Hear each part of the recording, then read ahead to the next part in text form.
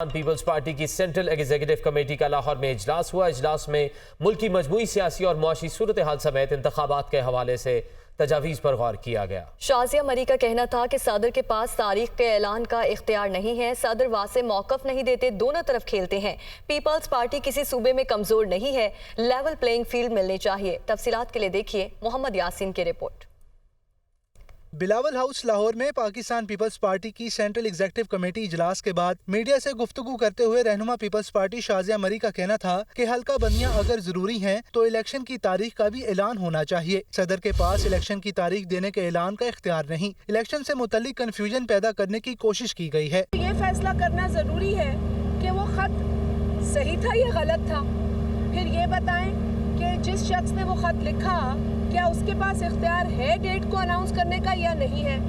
اب یہ ایک دیکھیے، یا تو بات اس طرف کی ہو یا اس طرف کی، یہ جو بیچ کی گیم کھیلتے ہیں نا صدر پاکستان عارف الوی صاحب، وہ بڑی عجیب ہوتی ہے۔ آج اپنے ہی لوگ، اپنے ہی ملک کے لوگ، اپنے ہی صوبے میں بیٹھے لوگ اپنے ہی صوبے کے لوگوں کی ترقی کو روک رہے ہیں، تو یہ ہمارے لیے بہت تشویشناک بات ہے۔ یہ پچھلی گورنمنٹ کی منظور کرتا ہے، کیئر ٹیکر گورنمنٹ پچھلی گورنمنٹ کے فیصلوں کو انڈو کیسے کر سکتی ہے؟ فیصل کریم کنڈی نے کہا کہ نگران حکومت پر تحفظات ہیں، دیگر صوبوں میں ترقیاتی کام جاری ہیں مگر سندھ میں پابندی ہے۔ اس وقت چاروں صوبوں میں نگران حکومت ہے، اور اگر آپ دیکھیں کہ سندھ میں ترقیاتی کاموں کو پہ پابندی لگا دی گئی ہے، اور سندھ میں جو ہے فلڈز کے جو مکانات بن رہے تھے ان کے فنڈز بھی روک دیے گئے تھے۔ حالانکہ خیبر پختونخوا اور پنجاب میں کوئی فنڈز نہیں روکے گئے، وہاں پر ڈیولپمنٹ سکیمز بھی ہو رہی ہیں، وہاں پر ٹرانسفر پوسٹنگ بھی ہو رہی ہے، وہاں پر بھرتی بھی ہو رہی ہے۔ فیصل کریم کنڈی نے بتایا کہ اعتزاز احسن اور لطیف کھوسہ کو اجلاس میں مدعو کیا گیا تھا، دونوں رہنما ذاتی مصروفیات کی وجہ سے شریک نہیں ہو سکے۔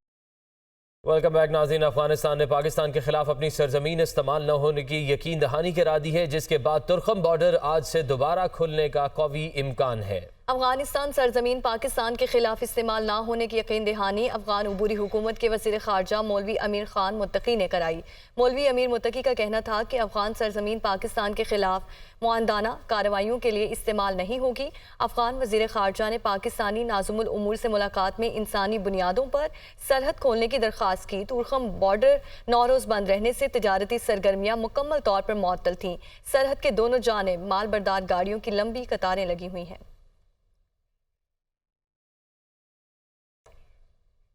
جامپور میں سفید مکھی سے متاثرہ کپاس کے 10,000 ایکڑ رقبے پر سپرے کر دیا گیا۔ آرمی ایوی ایشن کے ہیلی کاپٹرز کی مدد سے سپرے کیا گیا، جس میں land information and management system نے باہمی ہم آہنگی اور سہولت کاری کا کردار ادا کیا۔ Land information and management system کا مقصد پاکستان کی کارپوریٹ ایگریکلچر فارمنگ میں جدید آلات کے ذریعے زرعی انقلاب لانا ہے۔ کپاس کی فصل پر سفید مکھی کے حملے کی تلاش کے لیے ایک میکنزم پر کام کیا جاتا ہے۔ اس عمل میں کیڑوں کے حملے والے علاقوں پر ایک ہاٹ سپاٹ بن جاتا ہے۔ ضلع راجنپور کی تحصیل جامپور میں سفید مکھی سے متاثرہ کپاس کا رقبہ 1,00,000 ایکڑ ہے۔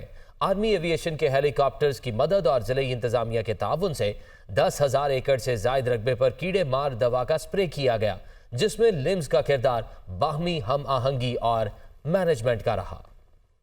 اسٹیٹ بینک نے 2 ماہ کے لیے مانیٹری پالیسی کا اعلان کر دیا ہے۔ شرح سود کو 22% برقرار رکھنے کا فیصلہ کیا گیا ہے۔ اسٹیٹ بینک کے مطابق ملک میں مہنگائی بڑھنے کا امکان ہے، جبکہ ستمبر کے بعد مہنگائی میں کمی کی توقع ہے۔